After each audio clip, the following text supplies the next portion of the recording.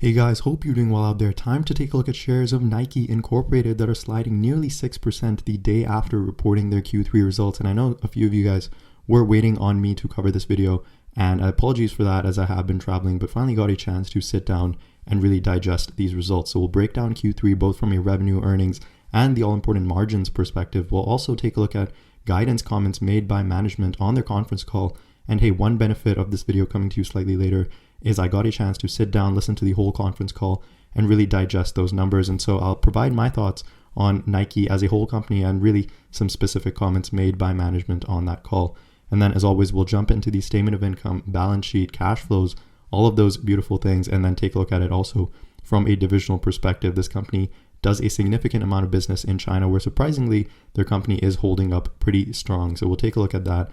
And then as always, jump into the technicals. You definitely want to hang around for this segment of the video, as in the medium term, this company is basically making out a wedging pattern and is coming close to a decision day. But more excitingly and more importantly, you pull up a nearly 35-year trend line for Nike, and as it has been making consistent higher highs and higher lows, and has only really tested this trend line, I'd say maybe 4 times in its 35-year history, and is looking to come back and test that once more. And so we'll really take a look at this from a long-term buy and hold perspective. As always, if you're new to the channel and find this type of content valuable, be sure to hit that like and subscribe button below. It would be much appreciated.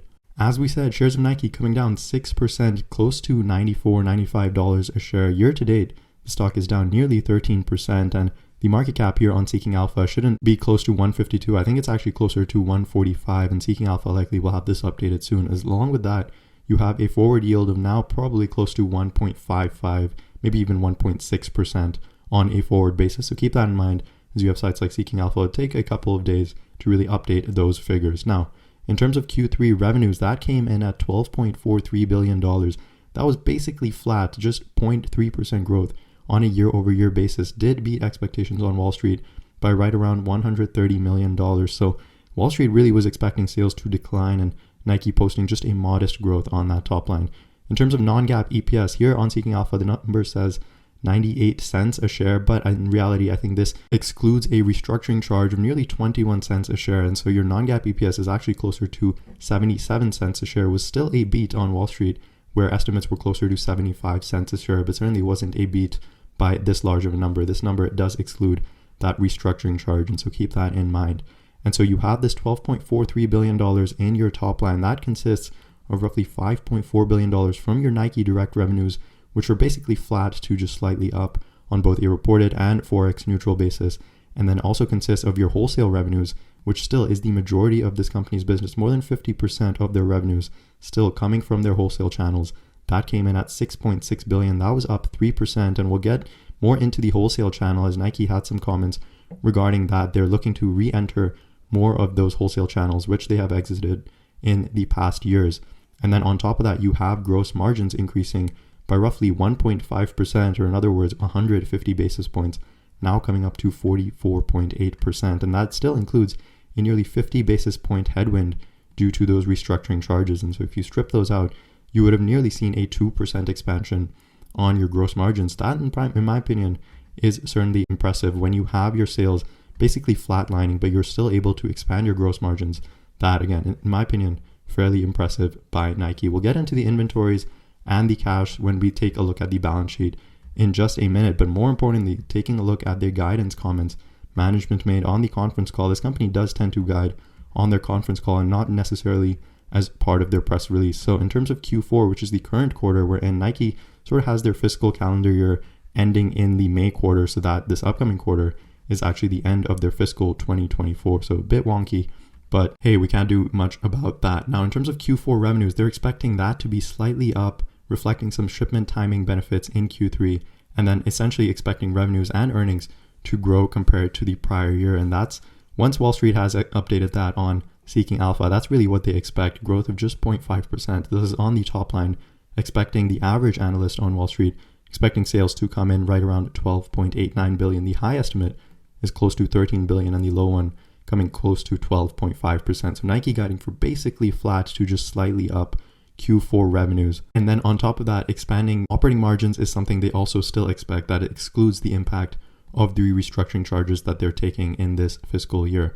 Now, more importantly, the guidance management provided for the upcoming fiscal year, which is fiscal 2025 for Nike, they're planning for revenue in the first half of the year to be down low single digits. And I think this is what really investors got scared by, and that's really when the stock took a nosedive, as initially shares were up close to 4 to 5% on the news of their Q3 results. But when Nike provided guidance for the upcoming fiscal year, that's really when shares took a nosedive. And that's really what we expect. So we look ahead to fiscal quarter one for 2025, even quarter two, they're expecting basically flat to no growth on that revenue side. You really have to look ahead to Q3 and Q4 of next year, which is essentially looking ahead another 12 months to expect meaningful growth, at least on that top line. On the bottom line, Nike does tend to still grow just a little bit, largely due to that financial engineering of doing massive stock buybacks. This company is still nearly has a $10 billion share repurchase authorization remaining. And so that's one of the reasons why this company can still expect to grow their bottom lines. But similar story on the earnings side, you have to look ahead to Q3, Q4, and beyond to find some meaningful, at least organic earnings growth from Nike. And I think that is really what shook investors, the fact that they have to look out another basically 12 months in order to find any meaningful growth on that revenue side. The other important thing Nike provided on their earnings call was a commitment to their wholesale partners after admitting that the focus on Nike direct-to-consumer sales channels simply went too far. And so, quoting management, they're increasing the investment in wholesale to help us elevate and grow the entire marketplace. We recognize that our wholesale partners help us scale and innovate newness in the physical stores and connect our brands in the path of the consumer. And essentially, in other words, they're saying that they really rely on wholesale to get into those retail physical brick and mortar stores, and Nike Direct simply just wasn't cutting it for Nike. And so a couple of years ago, they really pushed for Nike Direct just because it's a higher margin business. They really thought they could get away without needing the physical store presence, and at least really needing those wholesale retailers like a Foot Locker, like a Dick's Sporting Goods, or a Sporting Life that really take a portion of Nike's sales in those channels. But what they're now coming to realize is those retailers and those wholesale customers basically are their only retail presence in the physical stores, and that really allows them to connect their brand to their consumer. Those stores like a Foot Locker really paint a beautiful picture for Nike's brand, which in my opinion is very important for this company. And so in general, I have a few thoughts regarding both the upcoming Q4 and the upcoming fiscal year, as well as the previous Q3 that we just got the results for. And so my first point is Nike is focused on brand strength, innovation, and customer impact. If you listen to the conference call, these are basically the three main pillars that Nike is extremely focused on. They repeated this numerous times, that they're focused on brand strength, innovation, and their consumer or the customer. And in my opinion, I think Wall Street and essentially large investors are focused on the revenues and the growth over the next 12 months. And so right here, you have a natural disconnect where the investors and Wall Street are really focused for the next 12 months, but you have a management and a company like Nike that's focusing on these main three things, really looking ahead 3 years, 5 years, even 10 years down the line to position their brand and their business in a strong way to continue to see long-term secular trends in their favor. And that is despite in the next 12 months, they might not see the recognition of that immediately.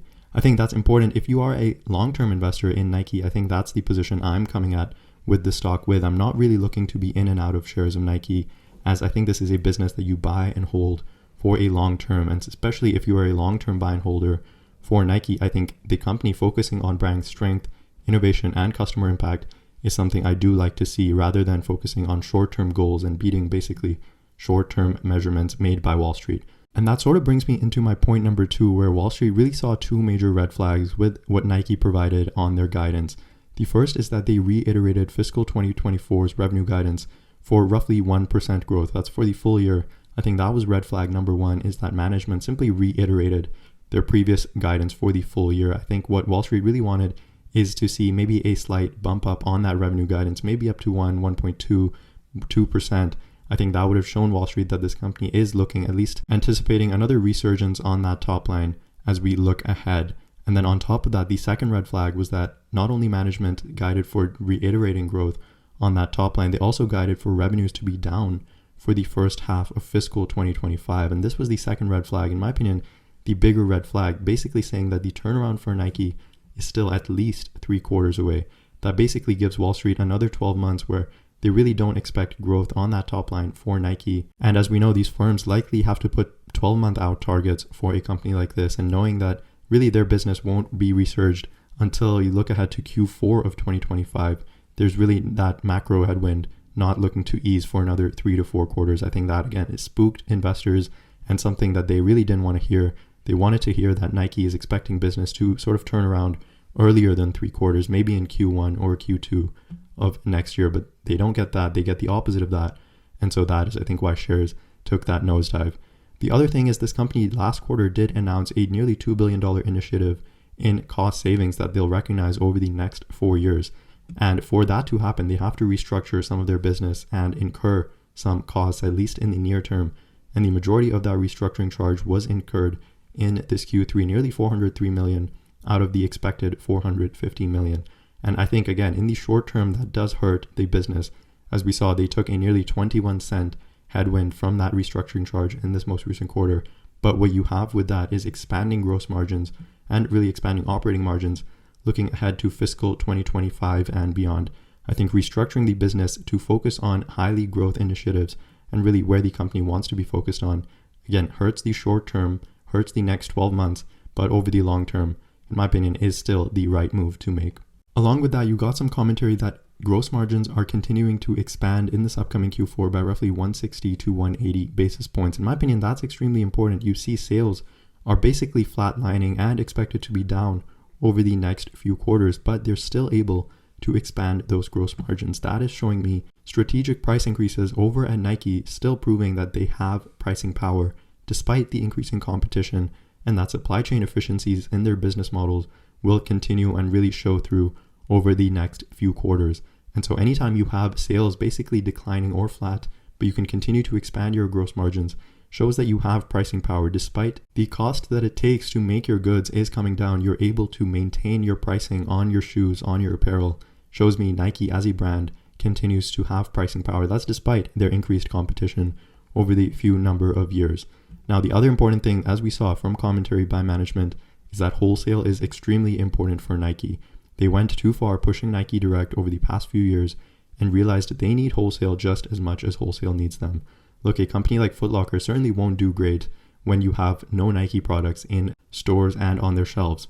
And similarly, you won't have Nike do well unless you have people go into Foot Locker, really see the brand that Nike is pushing to be, and along with that, see the new innovation and new products that Nike comes out with. So I think it's sort of a mutually beneficial agreement that Nike really treats their wholesale partners with love and really doesn't look to push them out. And even though the wholesale business is a bit lower margin than their Nike Direct, I think it's important for at least their top lines to continue to be in those channels and really interact with the customers on that physical retail presence. And lastly, on competition, I think competition has been a big bear case over at Nike. You have competitors like On, like Hoka, like Lululemon, and Alo Yoga. On and Hoka specifically on that running shoes category, and we know they have been taking market share away from Nike in the running category.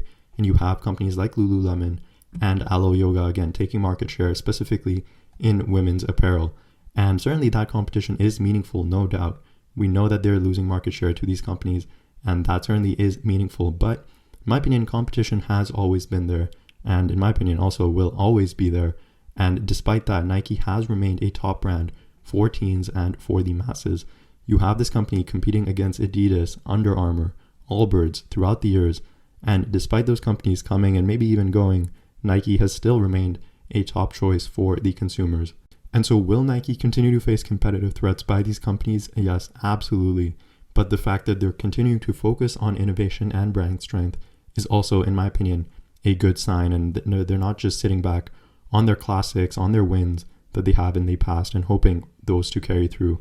I think this company continuing to innovate also proves competition to these brands itself.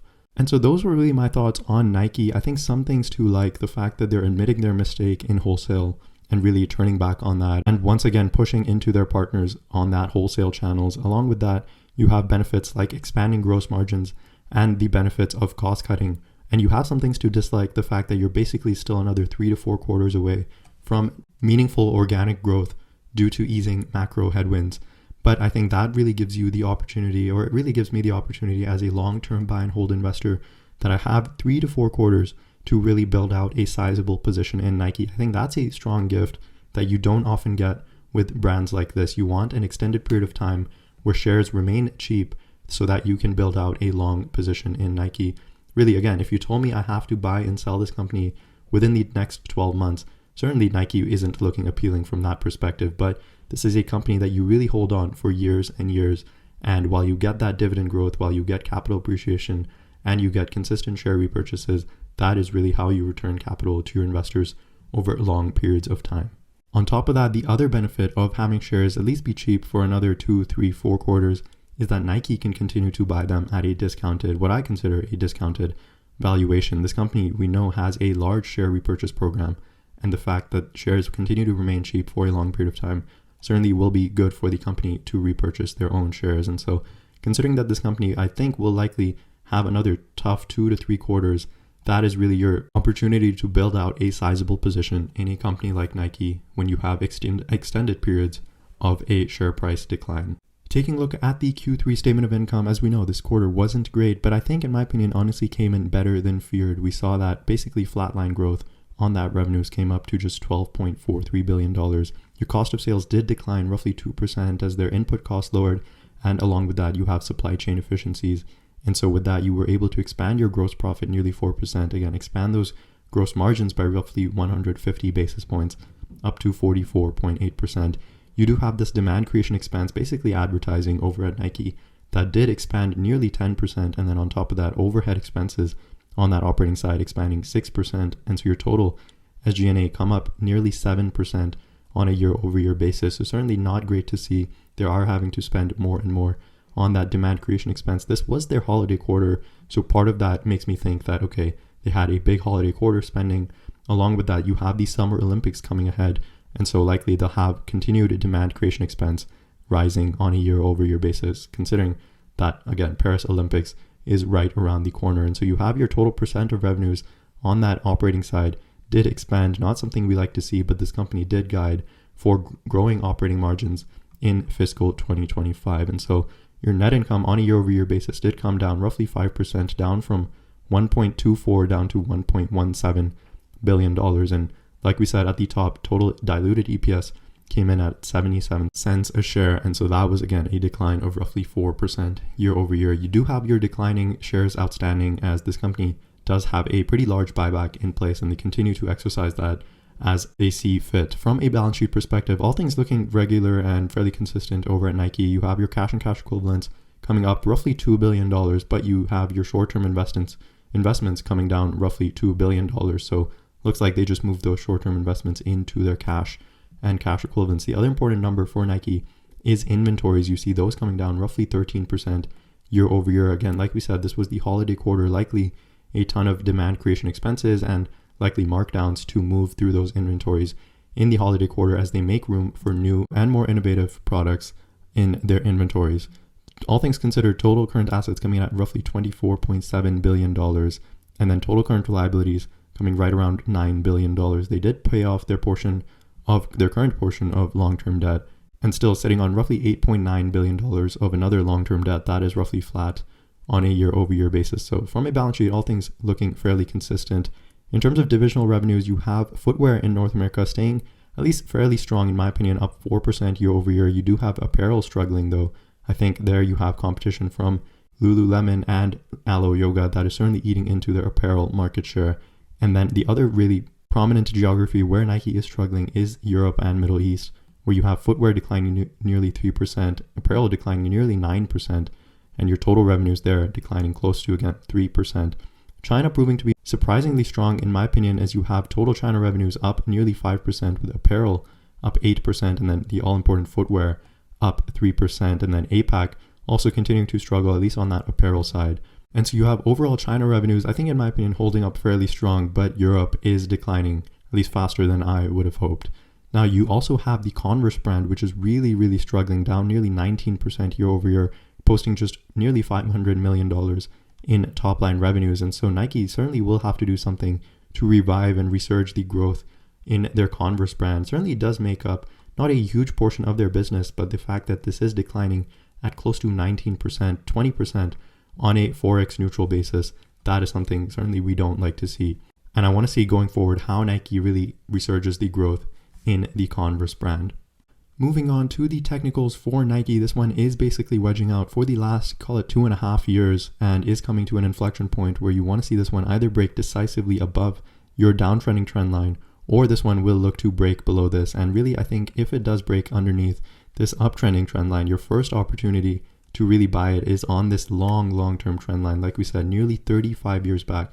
You go back to March of 1990, and that is when this trend line began. And since then has really been only tested, in my opinion, close to 4 times. And if it comes down to $95 a share, I think that is your first level to really be a pretty aggressive buyer in shares of Nike. That is a pretty exciting opportunity considering you have a nearly 40-year, 35-year trend line acting in your favor. And really a breach of $85 is where I would say this trend line would be broken. And is that a possibility? Yeah, absolutely. But that's not something I, in my personal opinion, would be betting on. I think this company is very strong from, like we said, a brand perspective. All the qualitative pieces for Nike, in my opinion, still intact. And you just have to give it another 3 to 4 quarters for the turnaround to really play out. And in my opinion, in that time, if you can pick up shares and continue to accumulate this one somewhere between $85, $90, all the way up to even, I'd say $105, $110, I think that is your range to really accumulate shares of Nike and then continue to hold it for the long term. Again, I am long-term bullish on Nike, so take this with a grain of salt. Do I think this company will recover immediately in the next 12 months? Absolutely not. I think the story over Nike will take probably a year to 2 years to really play out. But then from there, you have the proven track record of consistent growth, consistent innovation, and consistent brand dominance that is really in your favor with shares of Nike. So that was my take on shares of Nike. I think you are coming close to an inflection point, and you really want to monitor this one, whether it breaks up or down.